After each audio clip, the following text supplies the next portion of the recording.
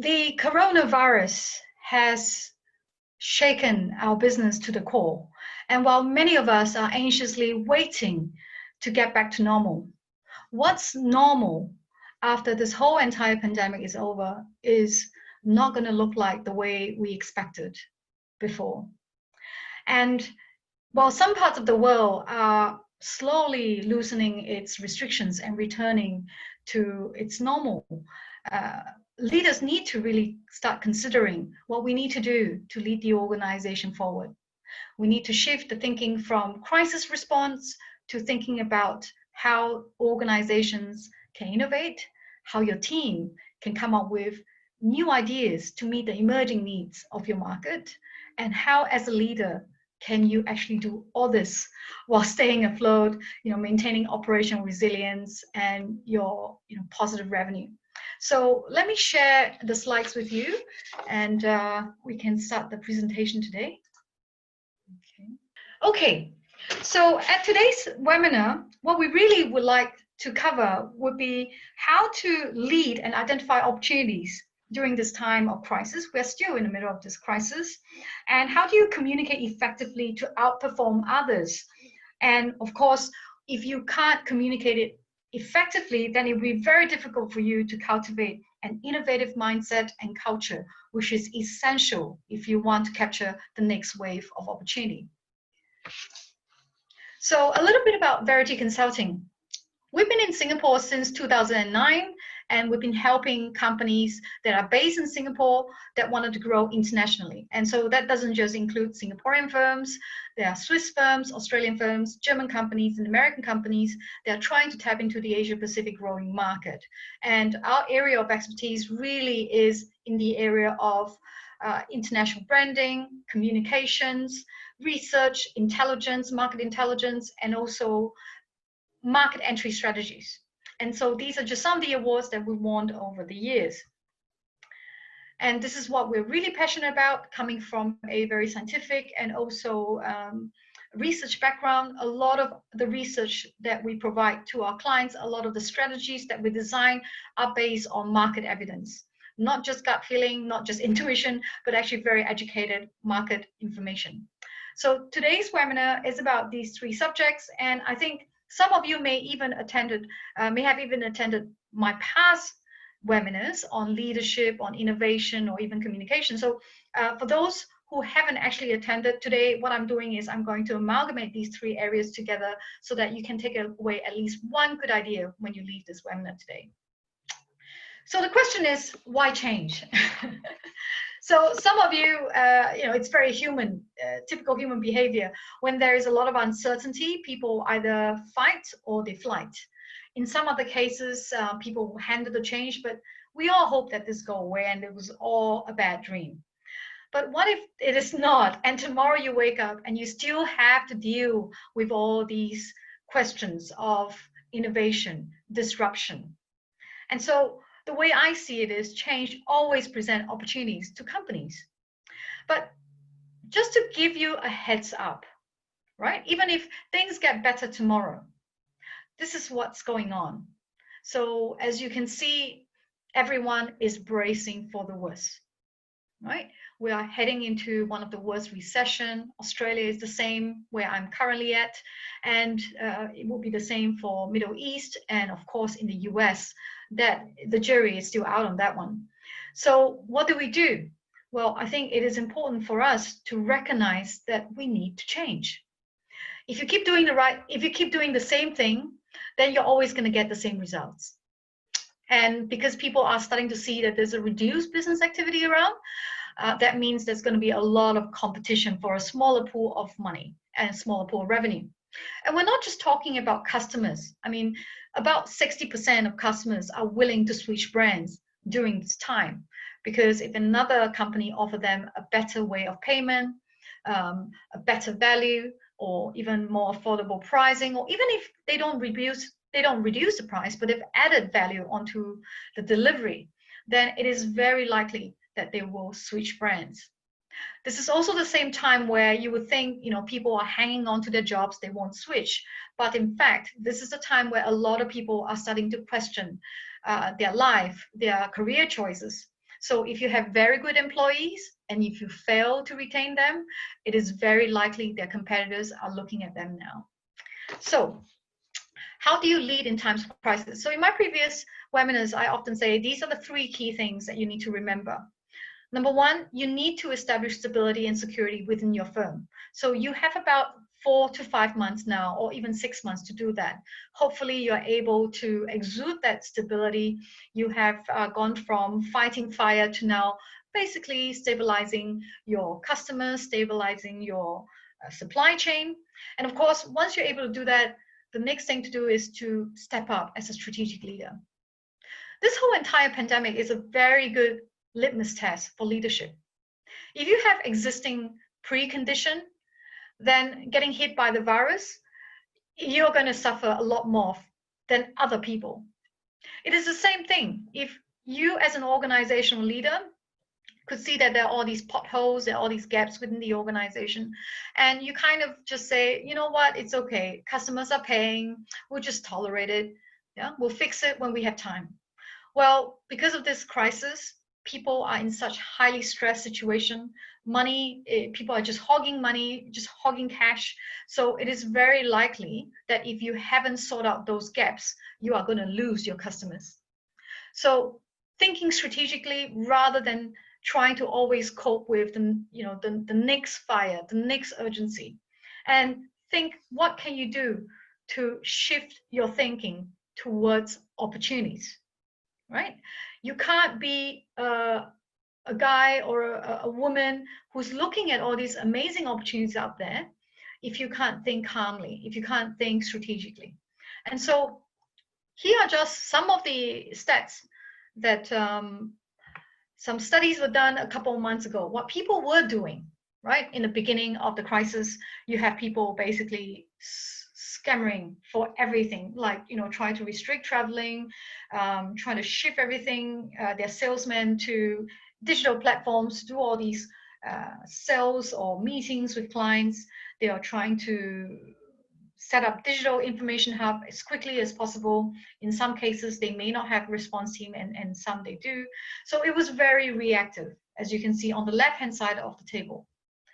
And then on the right-hand side, companies that are slightly more well-resourced, companies that have already braced more or less for this kind of situation or this sort of crisis, they tend to put a lot more information, a lot more cost and investment into new sales channel, omni-channels, or they're looking at any other ways of mergers and acquisition. And they're also trying to prepare their supply chain for a rebound. Okay. So in a lot of crises, a lot of people thought, there's one leader, you follow that leader, everything will be fine. Well, the classic model of leadership is over. Okay. And what we learned from this whole entire crisis is that, the person who knows it all, sees it all, doesn't exist. We're all human beings, yeah, and no one is immune. And very, very quickly, I'm sure you would have agreed during this whole crisis in the last 6 months, you become exhausted, you have no idea when this is going to end, and you're just about to collapse, and so are your team. And so what you really need to do when you look at leadership structure is this, where it is a very distributed one, where everyone is being empowered to come up with their own decision. It is during this time where you really need to look at bureaucracy. Take out bureaucracy and look at how can you have a more flat sort of structure within your company. Then that way, things are going to move a lot faster. People are going to be empowered to make decisions, and you can then trial and error.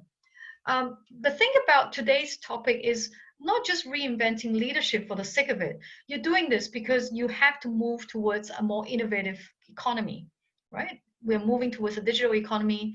You have to disrupt yourself, otherwise you get disrupted. And so this is why we're looking at this today.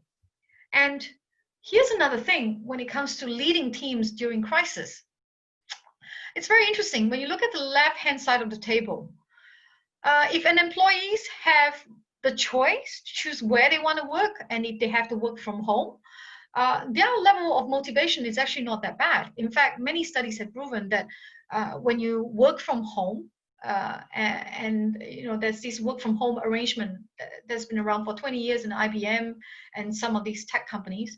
The productivity didn't drop, it actually go up, right? But if people feel that they have no choice on where to work, then it's a very different thing. Then you see that people tend to feel less motivated. They feel like, oh no, I didn't choose to work from home, where my kids and my grandparents are living in, and I don't have access to all that information. I feel really frustrated. Are my colleagues gossiping about me? What's the next decision? I don't have the right equipment. So it gets really frustrating. And then people just get really tired, and they get stressed, and they blame each other, right? And you can also see that on the right-hand side, when we are looking at employees who are being empowered to experiment more, and this is the key word here. If you want to be innovative, you've got to experiment more. You've got to try and error, and it's very clear. If you're not allowed to experiment or solve meaningful problems, people who are stuck at home will feel even worse. Their level of motivation literally plummeted. But if, say, for example, you have already got a good setup, people are able to choose whether they want to go from work, or they want to work in a city, or they want to work from home, then they are more comfortable. It's got to do with this sense of comfort and this sense of security. So I'm going to show that table with you later on. But just thought I ask very quickly, right? Let's have a look at this poll.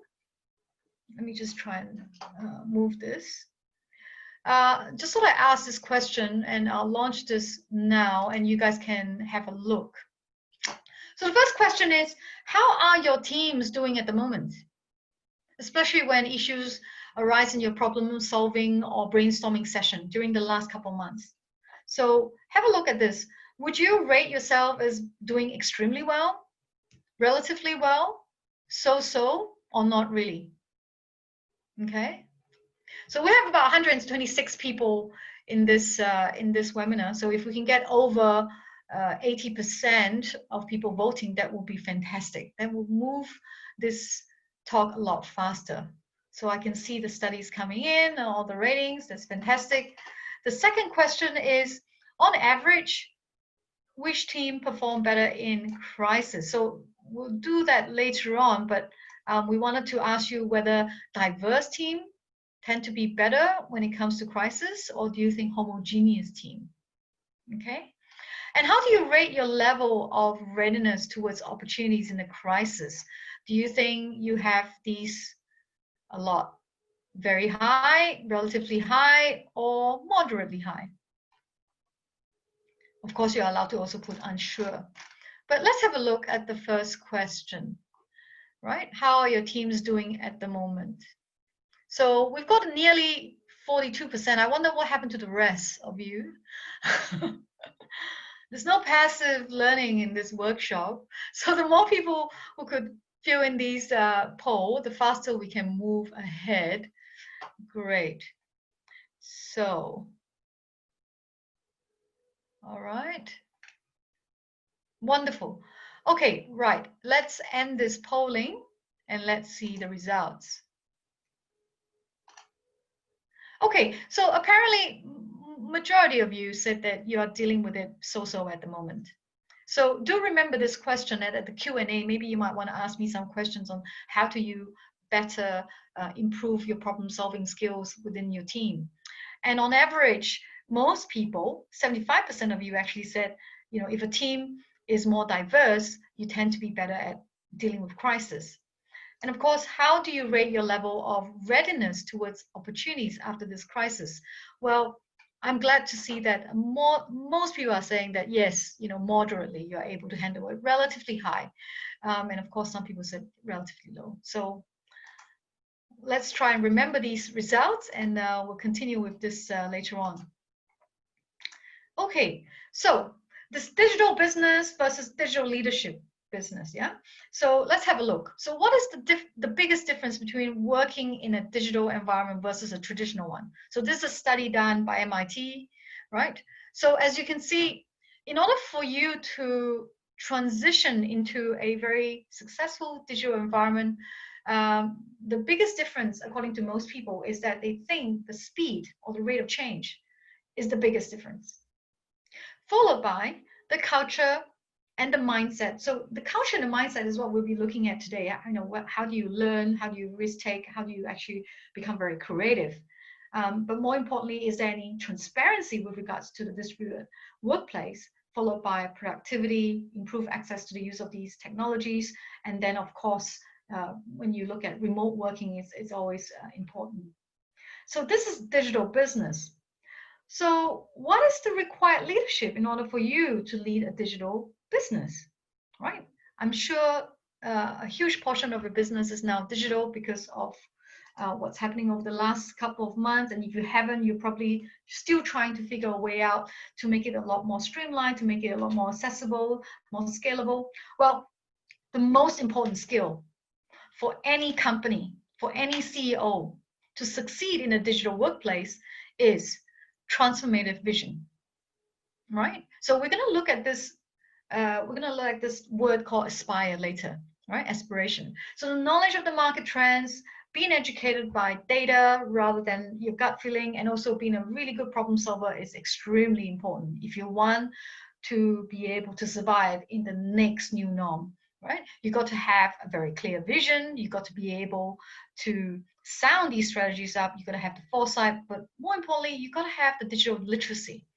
Particularly in Singapore, the government is spending a lot of money, is investing in a lot of companies over the last couple of months, and or even the last 2 years in trying to get everyone more digitally literate. And so I think, more or less we are better equipped to move towards this new front than other countries. And of course, being able to be open-minded, being adaptable, and of course, being extremely focused rather than doing the busy fool thing is extremely important. And so on the leadership side, I would say, in order for you to be able to lead your team out of this whole crisis, I mean, like all crises, there's going to be stages. You have the beginning, the middle, and the end. And so I think it is extremely important to build a network of teams, right? Not just internally, but also externally. Try to empower these team leaders to make decisions, to trial and error. I know in Asia, we have this really high inertia of making a mistake, right? Because we're really worried about losing face. But you cannot try to be innovative if you don't try to fail. So you've got to be able to do that. And of course, you've got to be very calculated with the kind of failures you're willing to take, the kind of risks you're willing to take. But prompt decision making is extremely important. And there's also a reason why transparency is so important, because the whole world is watching you now. With internet, with social media, people are very often very curious about what the owners are doing and why they made certain decisions. And if you want to shift your mindset towards opportunities, I think it is extremely important to try to imagine the customer journey, right? Think about your customers from backwards, right? From the very beginning, what do they get in contact with? What sort of media do they consume to get to know your brand, to get to know your products and services? And then find a way to see, how can you deliver these products to them? And how can you identify these customer segments? And how do you actually identify within your customers, who are your best salespeople? Who are your best customer service people? These people are going to be your champions. And so these people are dealing with your customers day in, day out. So these people are going to tell you, yeah, that customer is doing well, or this particular packaging doesn't really work, or that particular delivery service is really slow. So do pay attention to these people if you really want to shift towards opportunities, right? And a good example, here are just some of the list of questions that we tend to help our clients when they say, look, I'm really serious about customer service. It's not just lip service. We really want to make a difference, and we're starting to see this really impacting us now. So a good question that you can start asking your teams if you want to shift them from a panic mode or a passive mode to a more proactive mode is asking them these questions. Which needs in the market or products are taking center stage at the moment? What customer needs exist for which there is no current solution? Is there anything? It doesn't have to be a Big Bang theory. It doesn't have to be something monumental. It could be an incremental improvement. It could be something very creative within your whole entire value chain, right? What is it that you're not doing for your customers at the moment? Could you actually look into that now? If you were to start all over now, what companies and offering will we build? So think a little bit more blue sky, think outside the box. And more importantly, because you have resource constraints, it is extremely important to basically look at the 20% of your customers that give you 80% of your revenue and say, why are today's loyal customers still doing business with us? Right? Why didn't they leave? Right? I'm not asking you to just try to get rid of them, but I'm just saying, are there any particular strong points within your company, a particular strength that really attracts people? Right? Can you refine it? Can you fine tune it? So instead of trying to do 1,000 things, you focus on doing one really good thing and doing that really well. That's exactly what Apple does. Steve Jobs had to say 100 no to a lot of things, design, technologies, and so on, and just focus on what he really wants. So you got to be extremely shrewd with that. And I think also when you look at technology in general, everyone thought, disruption, technology disruption, digital disruption is all about buying technology, is all about buying tools. They are, after all, just there to support you. If you haven't got the vision, if you haven't got the strategy, you're just wasting money and time. So I think it's extremely important to get your employees to be active in thinking these space. Psychologically, studies have also proven when people are sitting around not doing anything or waiting for the leader to tell them to do something, it is extremely easy for them to get disengaged. So in order for you to engage your employees on a regular basis and in a very interesting way, people want to be challenged. So the next time when you have a brainstorming session, maybe these are just some things that you can try out. Moving on towards the concept of communication, effective communication. Why that is so important? Because like I said, it's the bridge between leadership and innovation. So with every questions, every crisis that you have the last 6 months, you have these things to fall back on. You got to trust the process. You got to trust the SOP in your company. Once you've got that structure in place, you cut down the red tapes, you cut down the bureaucracy, then the next thing you really need to focus is the people. Because without the people, you're not going to come up with solution. So the idea is people are interesting animals, right? We can get very selfish when we're tired, when we're stressed. We can blame each other when things don't go our way. And I think more importantly, people need to understand that when people are under a lot of stress, you can't be creative. It's just not how we make up, right? The way human beings, when we are creative, when we're innovative, is in the most relaxing or the most playful way. So here are just some of the things that I thought I shared with you from some of the clients that we experienced over the last 6 months. A lot of our clients' employees said that, look, there's just way too much information every single day. Why? Because there's a lot of changes. And human beings naturally hate changes. And you also have this really heightened sense of emotions and pressure. People really don't like change, right? And then on top of that, they have to deal with this. And they're just thinking, well, this is way too much. I'm just going to keep my head down and hopefully no one's going to notice me. But you can't come out of this unless you have some sort of direction and confidence, right? So some people don't want to make mistake. They just simply don't want to make mistake, right? A lot is at stake. But we all know that if you don't make mistake, you're never ever going to have that breakthrough idea. And even when you have all of that, you allow people to get the information in an adequate time. You basically say, look, you can go out and try new things. I'm interested. But if you don't have any communication strategy in place, these ideas are just going to fall flat. People are going to come up with all these interesting ideas, but no one's going to actually do it, right?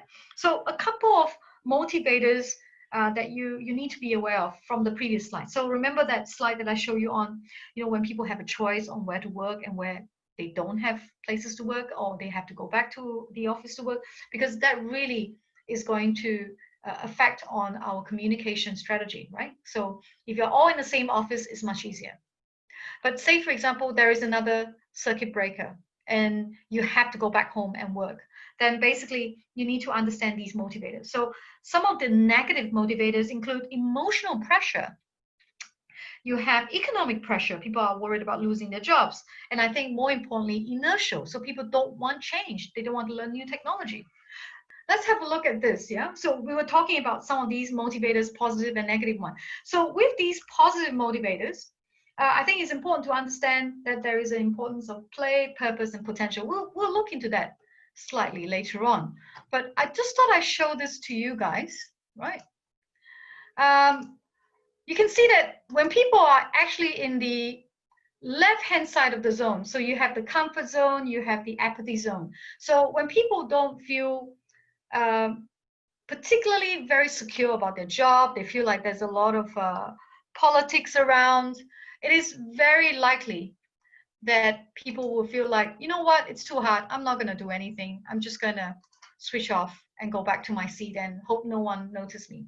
So as a leader, you don't want people like this in your company, in the apathy zone, okay? And then you have people who are in a comfort zone. This is where there is no crisis. People are quite happy. They go to work, they make friends, they talk all the time, and they're quite happy with their pay. They're quite happy with the bosses. They're in the comfort zone, which is brilliant. But you also have the situation where we are in now at the moment, where there's this high urgency, which is in the crisis zone, right? And so in the crisis zone, you have very highly stressful situation, but people don't feel safe. This is in the interpersonal anxiety zone, right? When you're in that zone, it is very unlikely that you'll be creative. In fact, it is very unlikely you will come up with any innovative ideas. So your job as a manager or as a leader is really to move people to go up to the problem-solving zone, right? In the top right-hand corner, where they feel psychologically safe because they know that whatever ideas that they come up with, they're not going to be judged. It's not going to be knocked back. And at the same time, they can be very creative because they know that this creative idea is going to be put to good use.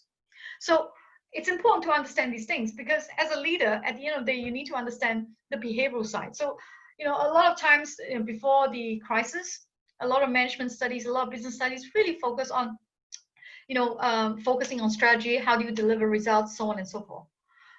What is not developed is the behavioral side, is the psychological side of leaders, and you need that if you want to come out of this. So have a look at this when it comes to information needs and communication, because I think it's extremely important. You have this very beginning stage where people feel really confused and anxious. They are using things like, oh, I heard this person's going to lose their job. Oh, I heard the shareholders are not going to pump any more funding in. So there's a lot of speculations, yeah? And as a leader, you need to give them clear instruction. This is where the transparency comes in. How do you protect their safety? How do you make sure that they don't feel stressed out? And when they don't feel as stressed, it is more likely that they will come up with the right solution for you. So the key word here is resolve, right? In the middle stage where people feel really uneasy, they feel really tired, they don't know when this is going to end. This is where, as a leader, you need to emphasize and have very clear directions and plans for your team. You need to share some positive stories from your clients. If your clients have given you some feedback and say, thank you so much for supporting us, this is really kind of you or very generous of you, you need to share that story. And it's a very good time for you to connect with your employees one-on-one. I mean, do they really want to stay in the company? Do they want to leave? If they want to leave, what are the reasons? If they want to stay, how can you better develop their skills? How can you get them to step up? So this is the stage where you really need to focus on resilience. And of course, finally, you have this stage where you literally said, okay, well, let's brace for recovery, right? There is a sense of loss. what, like I said in the beginning of the presentation, what we expect as normal is not going to be the same anymore once this whole thing is over. So you got to give people the chance to grieve, move to the new vision, and basically say, look, this is what it is. The earlier you face this truth, the better it's going to be for everyone. Let's now work together and move towards the next new normal. Yeah. And so these are just some of the things why it is bad to have poor communicators in your company. And I'm not saying that all bosses are like this, but I think it is important for us to recognize that if you want to get the best out of people, you have to be very calculated with the way you communicate with your team. So try not to send mixed messages, right? So you say you're gonna deliver this goods and services today, but then tomorrow you change the channel, or you change the delivery man, or you change your raw materials. All these are sending really wrong messages, or even the pricing. Please don't do this. But a lot of people thought, oh, well, there's a crisis, we can sell this, let's make this a commercial opportunity. It backfires so badly. It's not funny for companies like Subway. Even Amazon cop a bit of that. So you need to be able to be sensitive and listen to your stakeholders' concern. If they say that this is in bad taste, then don't do it again. If they say that this payment system is no longer tenable, then you need to break it down, or you need to debundle it. And don't ever underestimate media training. A lot of people thought, okay, I need to address this to all my shareholders. I need to talk to my employees. What media do you use? When do I do this? If you're firing someone, never do it over email. If you're trying to address your shareholders, you should always do it face to face. But I think it's important. Not everyone is good at communicating, which is why you need to be trained, or you need to have advisors to help you. But I think the most important thing is not to play the blame game. Right? I think that is so important. So hopefully you are fully aware, and I'm sure you see bits and pieces of all these kind of poor communication within your firm. And I think the key thing is, how do you then effectively communicate? Well, stand in the shoe of your audience. If it's your employees, then think about where they are at, right? Exercise a little bit of empathy. If it's about your clients, your customers, or even your suppliers, then think about where are their pain points? Is there any way to collaborate out of this crisis? Try to establish trust over popularity, because people remember who comes through for them. And after this pandemic, after this whole thing is over, people are going to remember you. You're being the trustworthy one. You're being the one who's there for them when times are hard. And people will be all the more loyal. And I think the key to really effective communication is keep it really simple. Yeah. And try to emphasize the bonds and resilience. So if you're a service company, or if you are a company that has been around for a long time, I think it's important to emphasize and remind people that, look, during the 2009 crisis, we've helped you come out of that crisis. We've helped you get the loan you want, or we've helped you to, export your services more effectively. We're going to be here again. So reminding people of trust is important, particularly for B2B businesses. And of course, there's always going to be accidents, failures. So it's important to say those are interesting lessons to learn, but how can we move this to opportunities, and how can we turn this into a positive story? Okay. And so as a business leader, this is what you need to do. You need to start establishing an opportunity response team. Okay. So 6 months ago, your job is to establish a crisis response team. Well, do you have an opportunity response team sitting in the company that has represented from all your departments, right? It could be the factory floor, it could be sales, it could be marketing, it could be procurement. And these people do nothing but, apart from their daily jobs, but they also come together on a weekly basis and talk about where are the opportunities out there. Right? So if you have an opportunity response team, that is fantastic. That is a great way to look forward and build that sort of vision. And communicate with your employees first and foremost. They are your ambassadors. If you have a lot of uncertainty, these are going to trickle down through your employees and then to your clients, because your clients are going to talk to your employees first. So it is extremely important. Any changes, any vision, talk to your employees first, get their buy-in. And then, of course, communicate with your clients on a regular basis. Yeah, you try to reassure your shareholders that you're here for the long run and these are your plans. And don't forget to engage your community, right?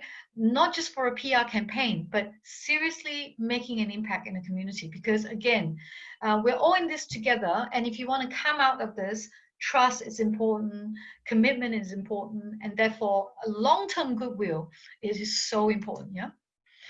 And so now moving on to innovativeness, right? How do you become innovative? Well, according to one of my professor from QUT, he said that digital transformation is actually very interesting, very scalable, or it could be very stressful, right? And I think naturally, human beings respond more to pain. So before we move into this, I just thought I'd ask a couple of questions, yeah? So I'm going to launch the next group of polls.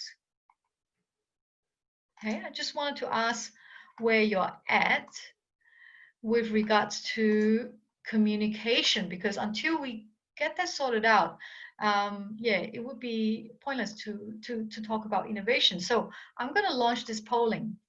So you're going to ask yourself, right? We are at the verge of looking at how to be innovative. So what kind of leadership voice should one be delivering during this time of crisis? Should it be an inspirational one, a compassionate one, an authoritative one, or you're the type who say, look, you know what, wait and see, or stay as silent so that no mistake can be made, so no mistake made, therefore no blunder, right? And the next question would be, how effective has your company been when you communicate with your stakeholders during this crisis? I mean, looking back or even now, have you been extremely well, relatively well, so-so, not really well, extremely bad? Right? All right, so according to the poll, right, according to the poll,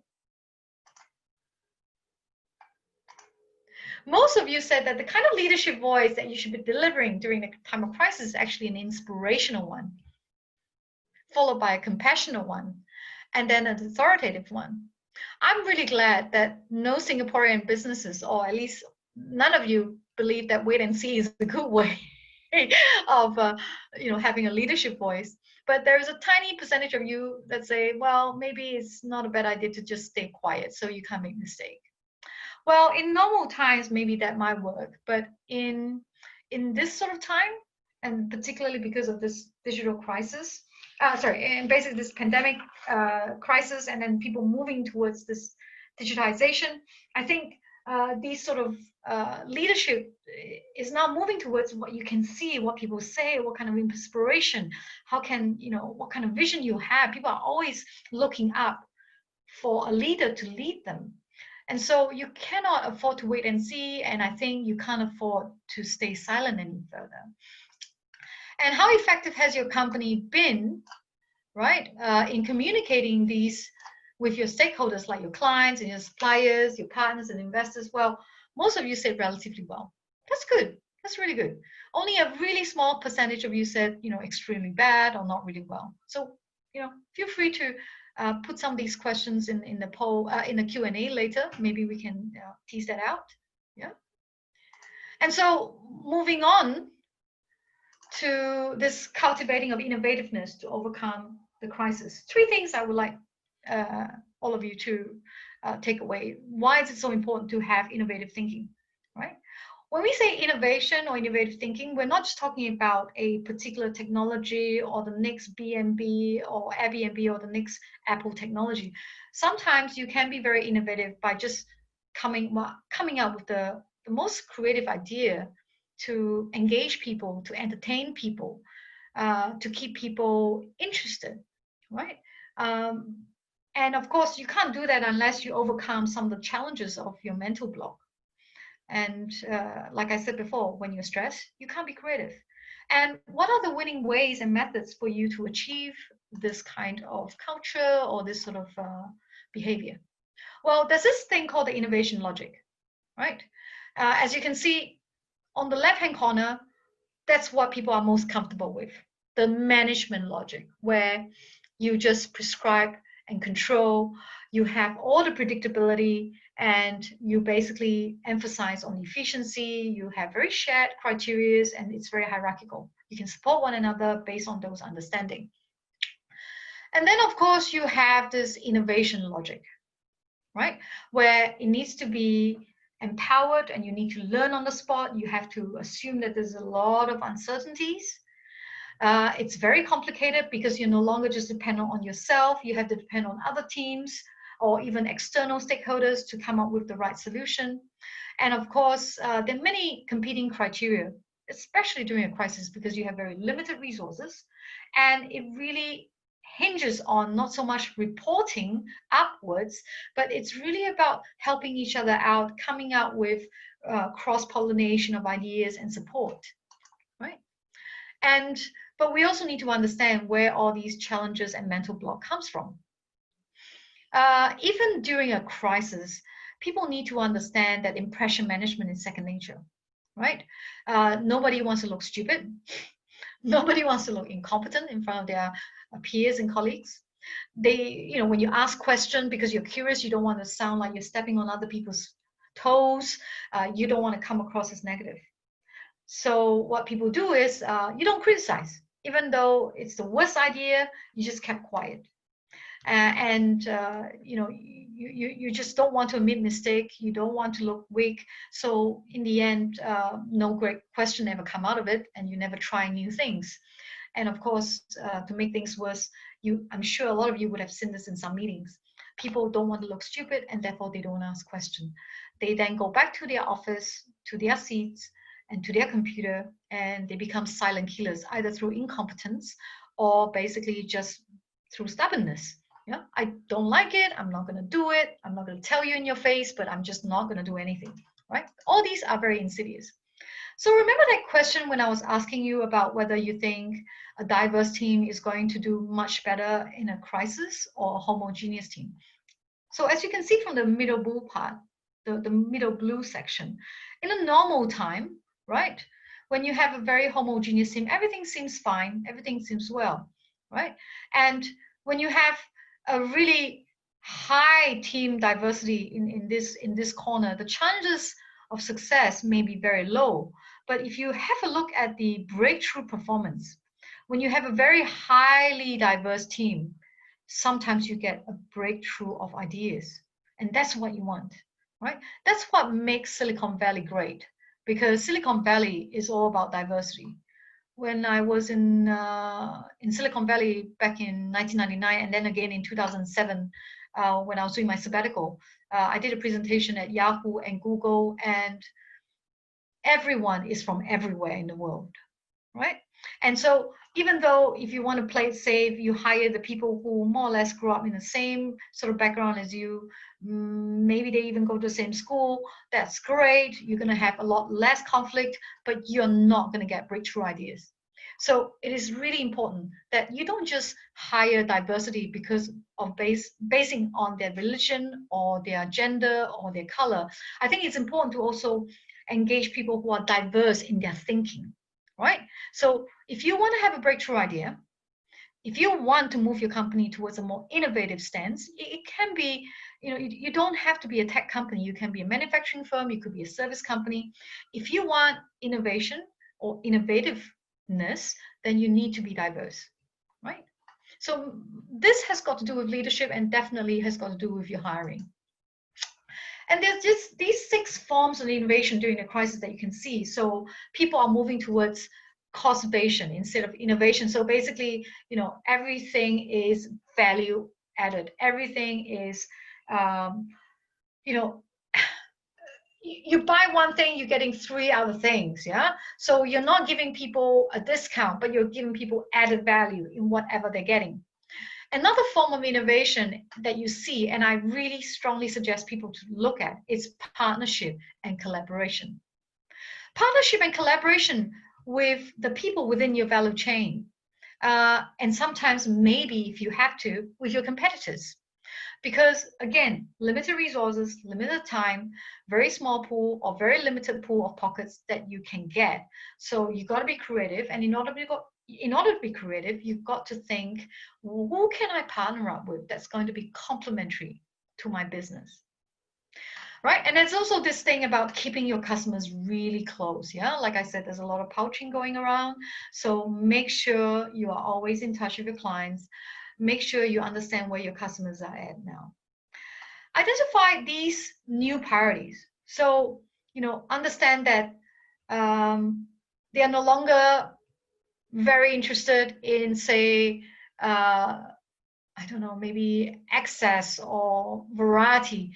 Price is the new priority, for example, right? Or health and safety is a new priority. If you're a service company like a childcare education, so price is not a factor. They just want to make sure that when their kids go to school or their kids go to a childcare center, it's going to be extremely clean, right? So these are the new priorities, or even convenience, right?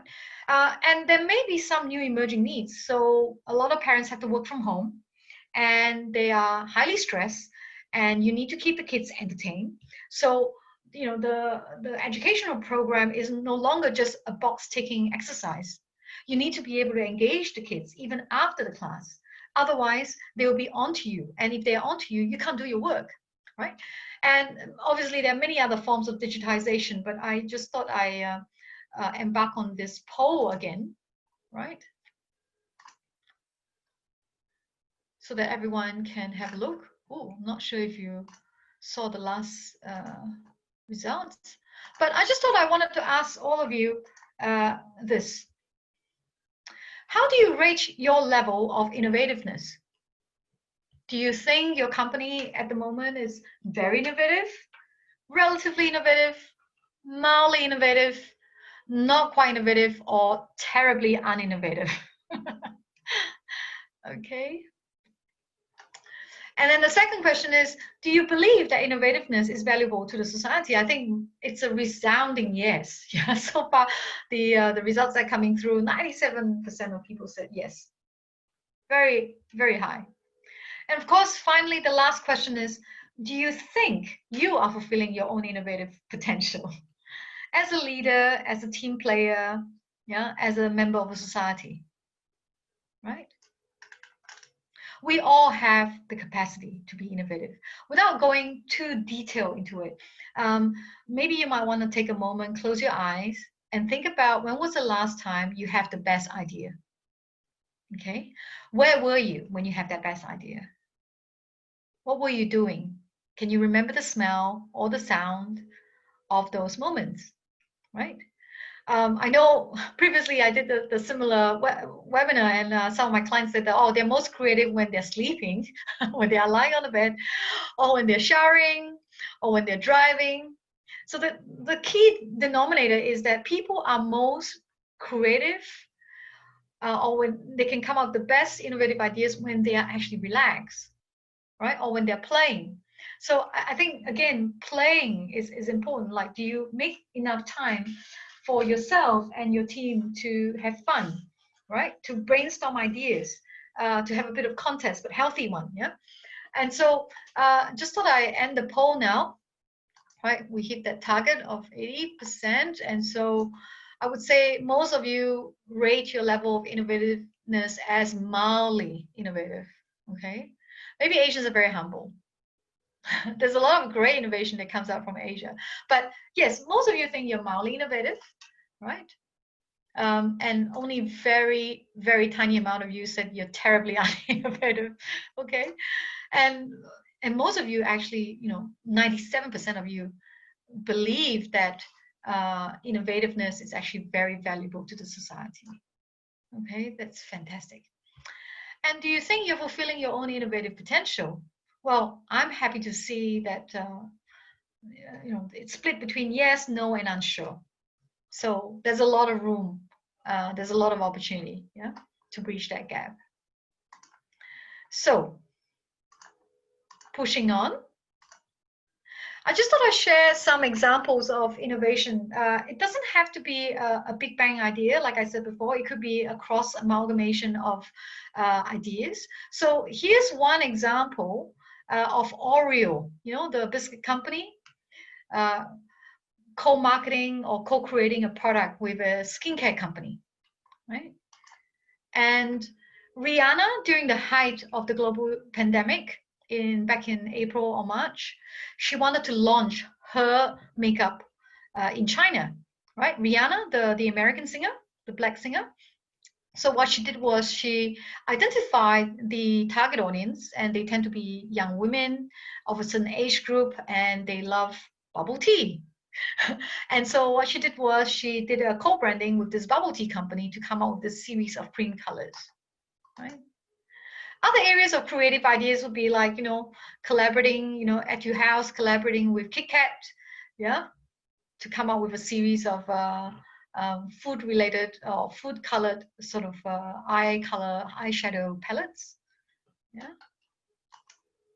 And here's another idea. Here's another really interesting creative idea. So Hyundai knows that people can't drive during this pandemic. A lot of people are not traveling as much. So what they did was they did a collaboration and partnership with this insurance company to make sure that people feel protected, not just outside when they're traveling, but also in their own health and in their house.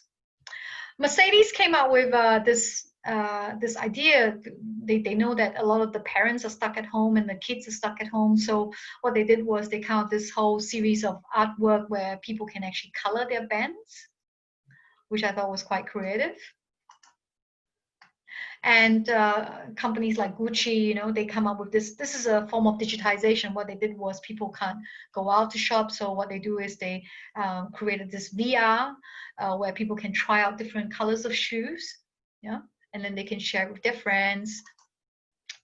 And here's another one from the LVMH. I think Singaporeans are very familiar with this brand, Louis Vuitton. And they know that people love traveling. They understand their target audience. Yeah, they know that their target audience are very well-traveled business people. They love the different colors and textures, art of the world. So what they do is they created art out of these travel-related icons and travel-related subjects, which was really smart because remember during the time of crisis, people are imagining and fantasizing about the return to normal. And so how do you keep on the top of mind with your customers when they can't travel? So you do this kind of campaign so that people will still remember you. During the crisis, a lot of clients also come to us and say, oh, well, should I advertise? Should I not? Would it seem as bad taste if I try to advertise and sell my products?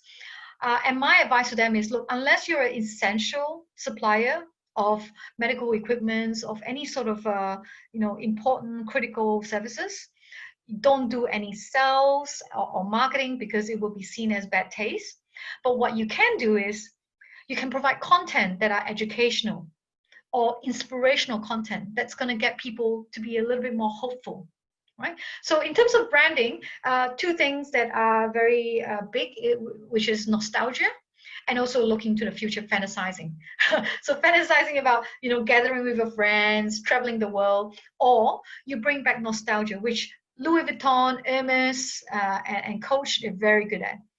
So the nostalgia work in such a way where people often say, well, I wish we can go back to normal. I wish we can go back to, how times were. So all those play up on the emotional, the mental, psychological, behavioral side. And this is where I really would like companies or businesses like you to really think outside the box, because people don't remember your brand by just looking at the functions, right? People would remember your brand through how you make them feel. So think about all these, intangible areas and intangible attributes that you can elicit out of people, because then people would then remember your brand and remember the whole brand experience.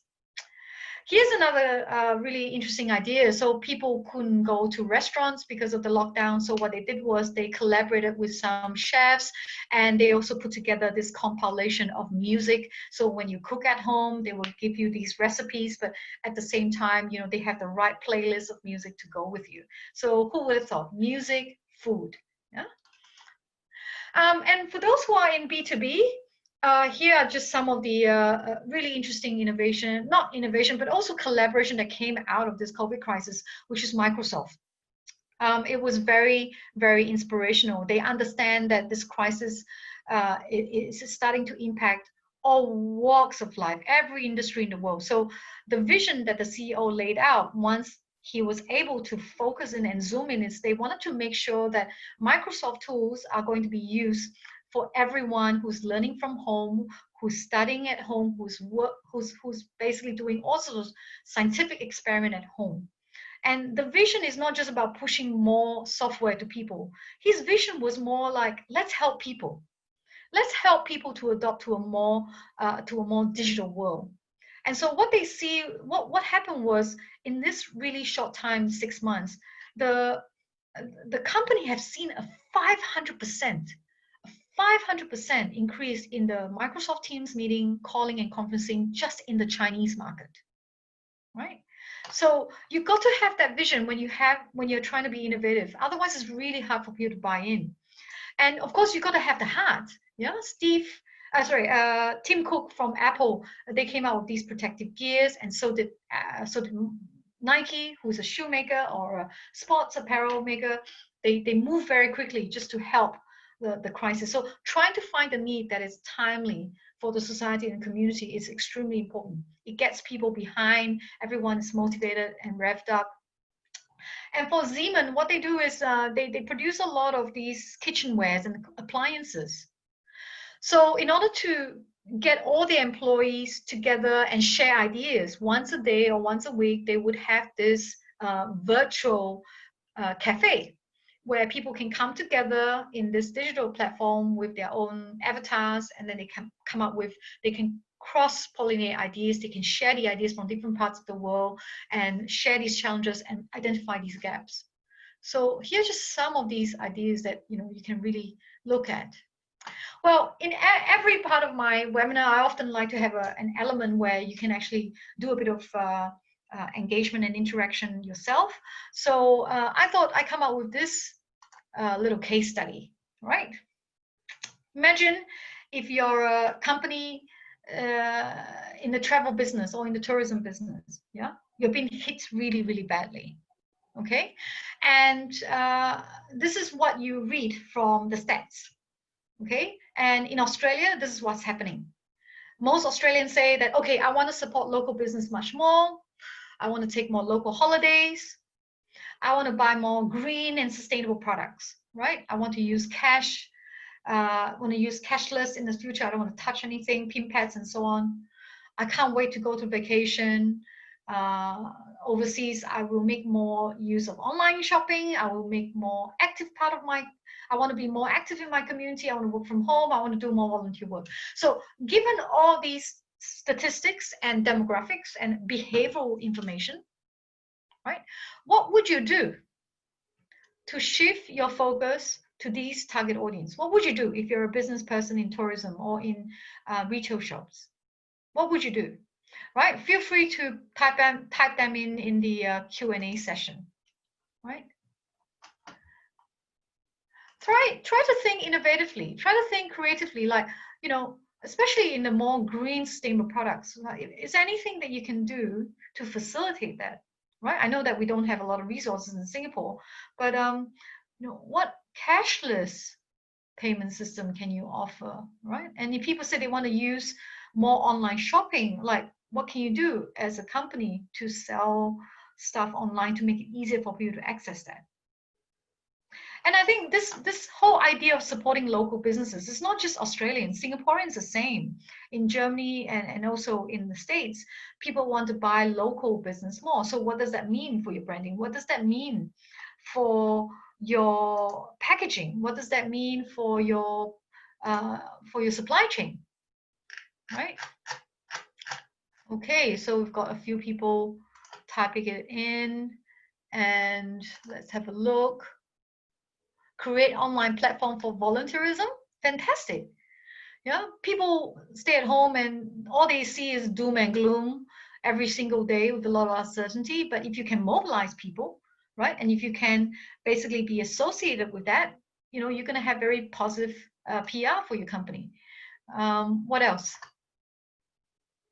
Anyone else? Any other creative idea to tap into these target audience in Australia?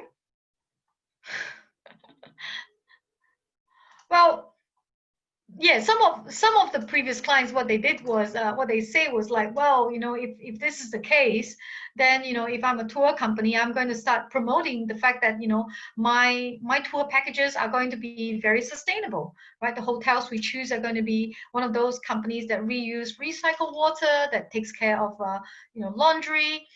Everything we bring you around to show you around, it's going to be nature based.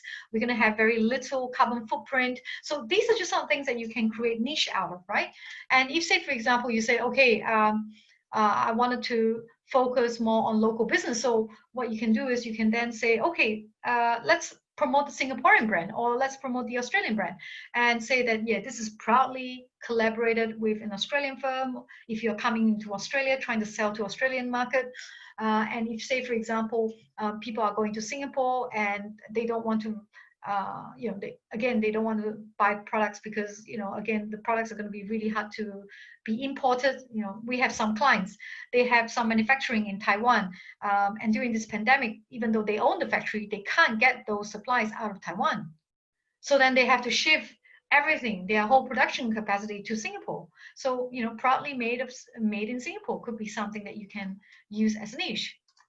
So essentially, what business leaders can do, right, in order for you to be creative and innovative, is to try to give enough time to have fun. I think that's really important.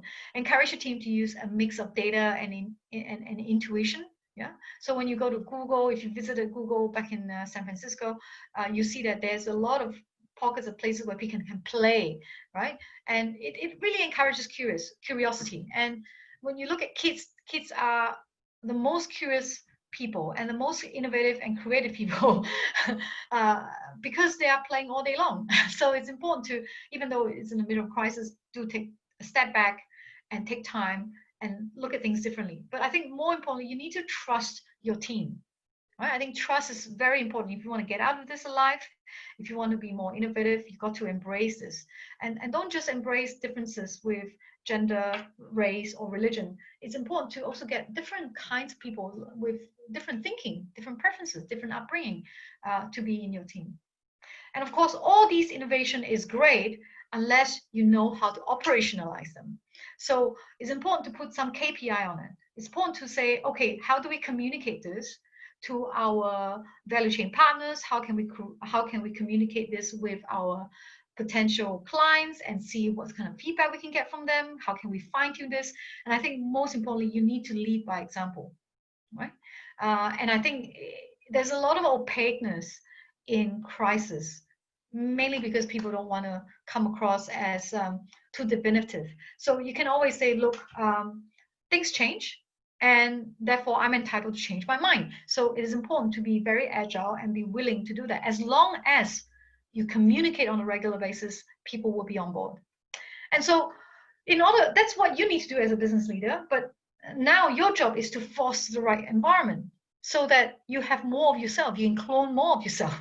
So again, you need to define the culture that you want. You need to encourage sharing of ideas. You need to reward when good ideas are being come up, when people come up with good ideas, and you need to be willing to recognize them. Sometimes it's not just monetary award. People just want to be recognized by being acknowledged. It's like, John, you come up with fantastic ideas. Can we take this further? Yeah. And celebrate small wins. People always love to be part of a team. And, the point of being in the team is that you can then celebrate these little success, small little steps at a time. Innovation is about that. Yeah. And regularly communicate effectively with your team so that they can be part of your vision. And you need to also believe in everyone's potential to be innovative. I've actually seen this not just in universities, because I used to teach in the universities, but I've also seen this in many of our clients' business here in Australia, in Singapore, and also even in Silicon Valley, right? People kept self-editing themselves because they think that there's too much competition. They're worried that if they have a good idea, someone will steal it, or to make things worse, somewhere down the line in schools, they were just being taught that you're not that creative, or you can't paint, and therefore you're not creative. Creativeness and innovativeness come in all forms, right? And everyone has that ability. Everyone. I mean, as humans, animals, we are able to come up with a solution, right? Whether it be trying to put together a recipe for food to make it edible, or to just come up with a tool so that you can actually fix this car or fix this particular equipment. We have that ability. We just need the confidence, right? So having that confidence and giving that confidence to your team is extremely important if you want to have that kind of culture. And so very quickly, that wraps up the presentation segment of today's webinar. There are a lot of government funding in Singapore to help companies out of this. And our company has been helping local Singaporean companies and international companies achieve these international expansion milestones through some of these grants.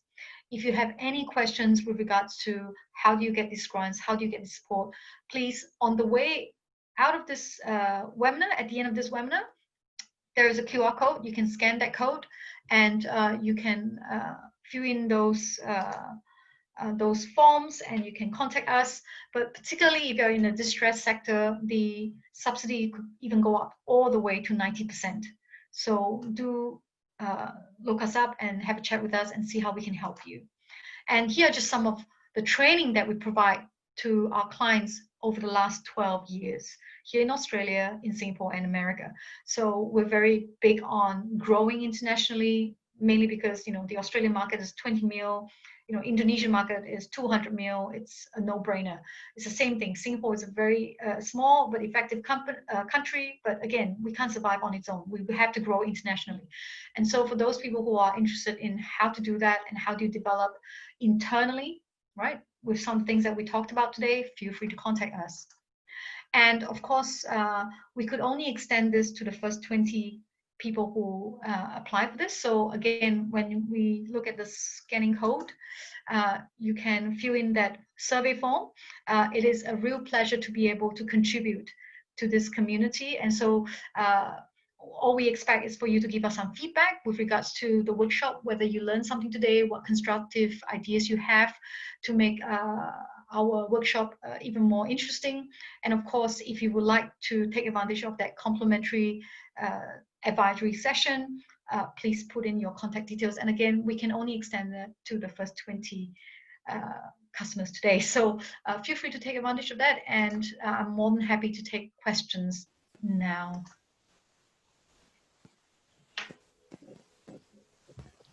Thank you, Sandy, for the extremely engaging and informative presentation. So we've now come to the Q&A session. If you have any questions, please feel free to type them into the Q&A box. So due to the time constraints, we may not be able to answer all questions, but do leave your name when you post your question, and we will forward the queries to Sandy accordingly. Okay, I see many interesting questions from the participants. So the first question from Gary, in the context of leadership and diverse thinking, how would you frame the need to do so for those in the heavy industrial sectors such as construction and mining? Well, I guess it applies to every company. It doesn't have to be heavy industrial or tech company or education company. I think you want to innovate, so you have to have diversity to get all kinds of ideas coming through, right? If you're always going to hire the same group of people thinking the same way, you're not going to think outside the box. And every now and then you get, a prodigy come in, and then they come with a really fantastic idea, but it's very rare. So I think it's important to get different people together, but more importantly, empower them, inspire them, and get them to think about, just speaking up. I think speaking up is really important during this whole entire crisis. Things don't work out, speak out. If you see it, call it. so that you can handle it and you can solve these problems as quickly as possible. It's also really interesting, like, when you're in a construction or heavy industrial situation, you are constantly around all kinds of problems every single day, right? How do you streamline it? How do you make it more resilient with your operation? How do you generate revenue? How can you cut costs, but not minimize or not compromise health and safety regulations, because I think that's really important. Health and safety first, yeah? And so the way I see a problem as an information systems PhD holder with executive education in business versus a person who is seeing it from a design perspective versus another person from a construction perspective is going to be extremely different, very different. And so sometimes some of these ideas you can take on and say, oh, I never thought of it that way. I never see it that way. Yeah. And this is why I said, this is why I mentioned that diversity is important, because different people see things from different perspectives, and then you have a much more richer idea of the problems that you have. Yeah. Otherwise, you get blindsided by complacency, by assumptions, and all that. Yeah. Next question. Thank you, Sandy. So I hope that answers the question, Gary. So this is a question from another attendee. You're saying, I heard people saying that partnering your competitors is the trend now. Is that true? So how can I keep my competitiveness safe when we do that? And what is the correct approach to form partnership in the same industry? Right. Okay. So I think it's important to understand that you have to understand where your unique selling point is. Okay. You can have a lot of partnership between large and small companies, although the power balance may not be very balanced. Yeah. But the large companies may not be able to move really fast. As a small company, you're more agile, you make decisions faster. That's probably why you can have this joint venture together. In some other cases, like for example, you're a consulting firm or you're a law firm or a service provider, accounting company, and you want to partner up with someone within the industry. Try to find an area of complete, try to make sure that it's complementary. So say, for example, I'm a consultancy business, right? We help our clients in coming up with the right strategy on, say, market entry strategy, marketing, branding, negotiation, joint venture, or even just, clients want to go IPO in 2 years' time. What do they have to get in order, right? We help them with the strategy on positioning, on what market segment to speak to and connect with. But we don't do any of those social media or media booking or social media campaign. So I'll work with another company that is an expert in that field so that they can do the operational side and we can do the strategic side. So that you have strategic, tactical, and operational. So you need to find a way. And if not, then try and see if there are any segments that you can both share. So say, for example, this service company has always looked into the fund managers, right? And if, say, for example, people have stopped investing, or investment have frozen because of this whole crisis, and people don't have the appetite for risk, then you might need to move into another sector, right? So is there any way to collaborate? So you're an expert in finance, the other person is an expert in sustainability. Is there any way to collaborate? So some of our clients do that. Yeah. I don't know if that answers your question. Thank you, Sandy.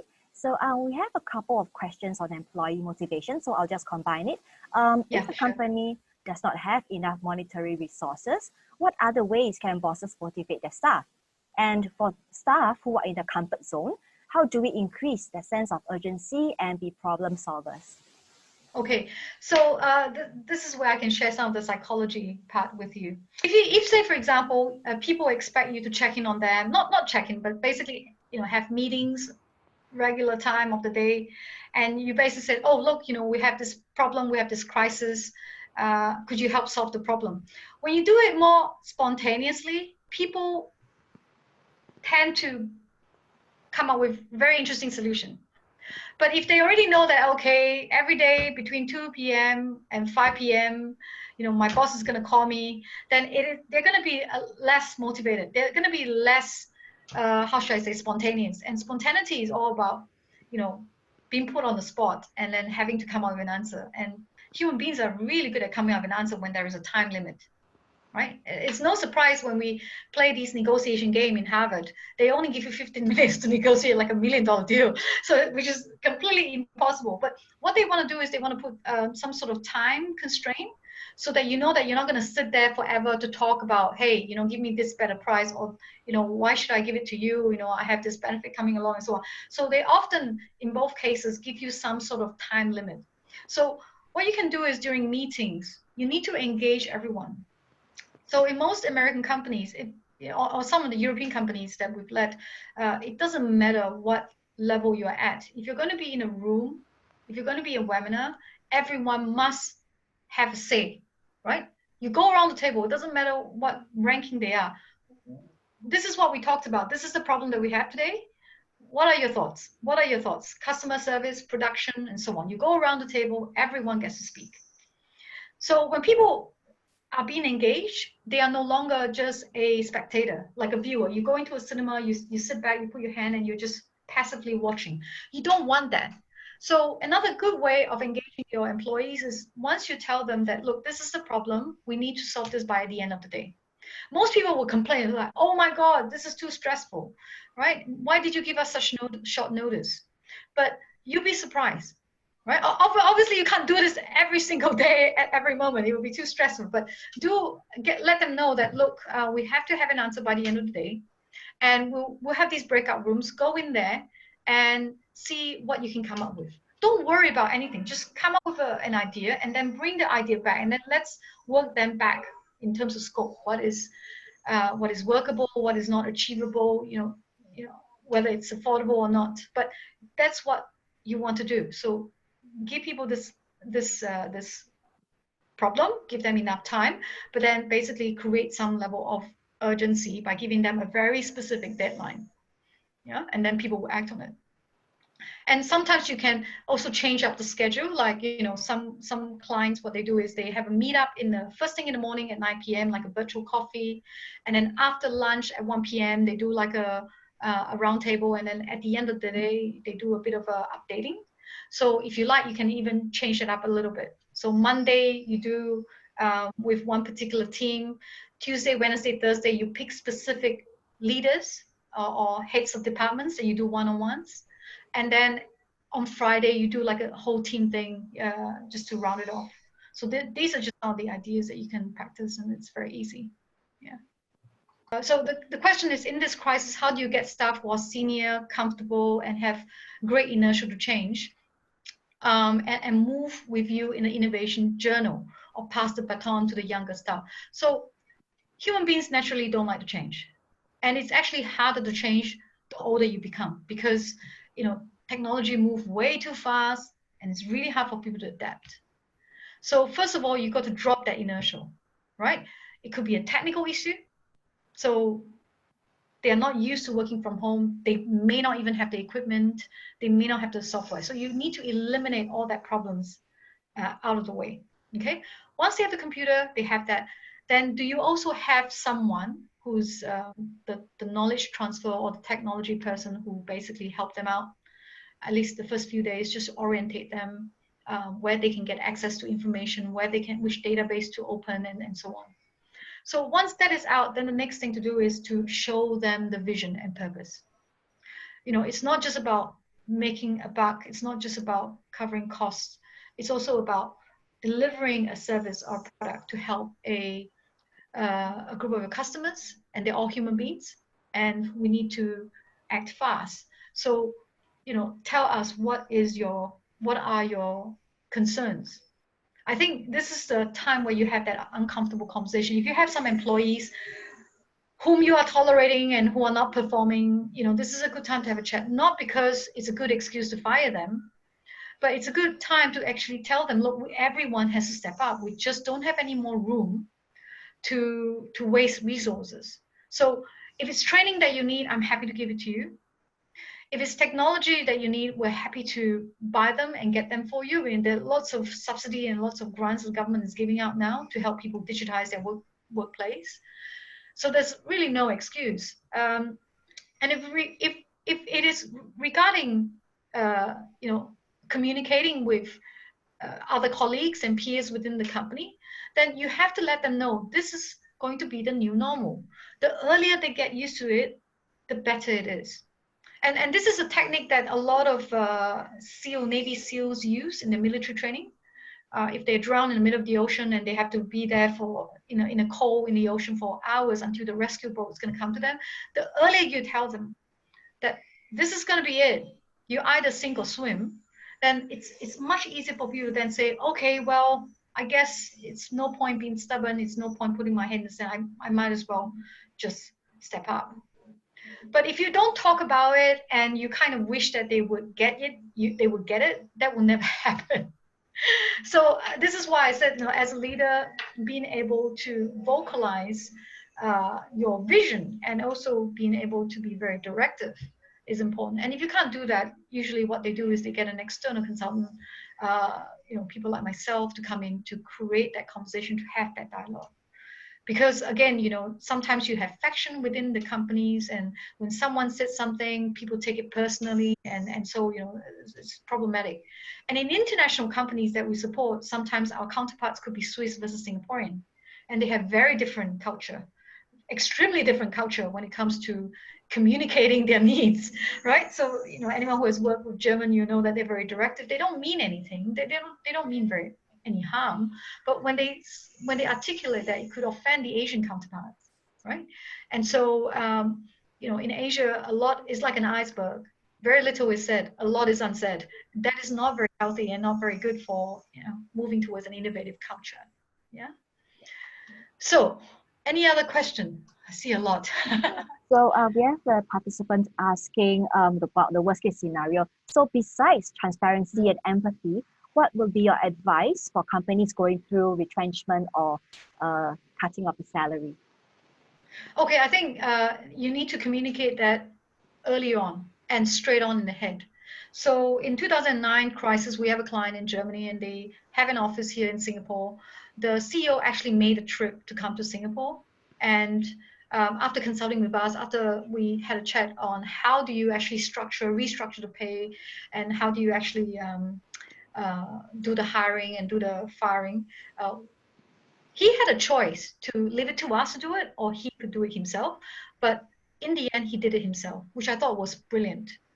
He basically had a chat with his employees and say, look, we're happy to sustain this company for another 3 months.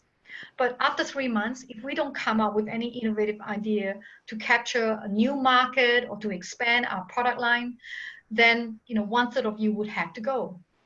It's not a threat. It's basically an honest appraisal of where you're at. And I think if you're upfront and if you let these employees know in advance, you don't leave it to the rumor mill. People have this sense of certainty, and they know that, okay, there's a lot of uncertainty out there, but at least I know if I don't work as a team in the next 3 months, I'll be out of a job. So when you do that, people can see the sincerity in your eyes. People can see that you really are genuine. Then they will come on board. In fact, during this crisis, a lot of clients of mine, they also told me that some of their employees actually step up and say they're willing to take a pay cut. They just want to keep their job. Yeah. I think people also fail to understand that work is not just a pay that you bring home. It's also dignity, right?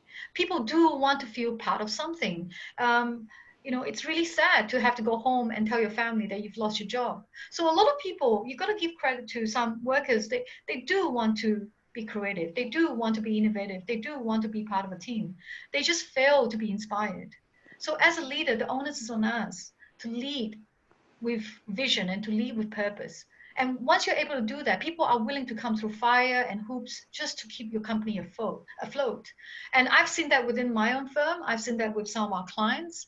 So I'm sure it can be done. And it doesn't have to be the IBMs of the world, the Apple. Some of the clients that we help have 4 million turnover up until 400 mil turnover. And leadership is leadership, whether you're a small company or you're a large company. Yeah. So hopefully that helps. Yeah. Next question. So we've been talking about the leader's point of view. So this attendee is asking, as a middle manager, how do I tell my boss to start making necessary changes? For example, like IT upgrades, manpower realignment, because apparently the boss is not really open to changes. Well, there are many different kinds of bosses. Obviously, there's some who are really kung ho and say, hey, let's just go and shift everything to digital, right? Doesn't matter if we fail, doesn't matter if we try, at least we know. And then you have other leaders who are just like wait and see, right? And then you also have some leaders who literally put their head in the sand and say, well, all this is going to go away. Hopefully my clients are going to be around by the time this is over. I would say, as a middle management, your main mission is to drive the pain point, because human beings naturally we react to pain points much more than the carrot. It's really strange, but human beings are like that naturally.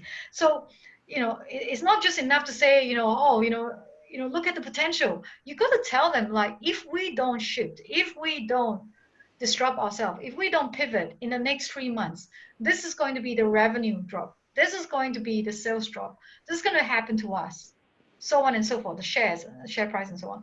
And when you say it in that way, people might just feel a little bit worried and they might look into stuff, right? So then they might say, okay, where do we start?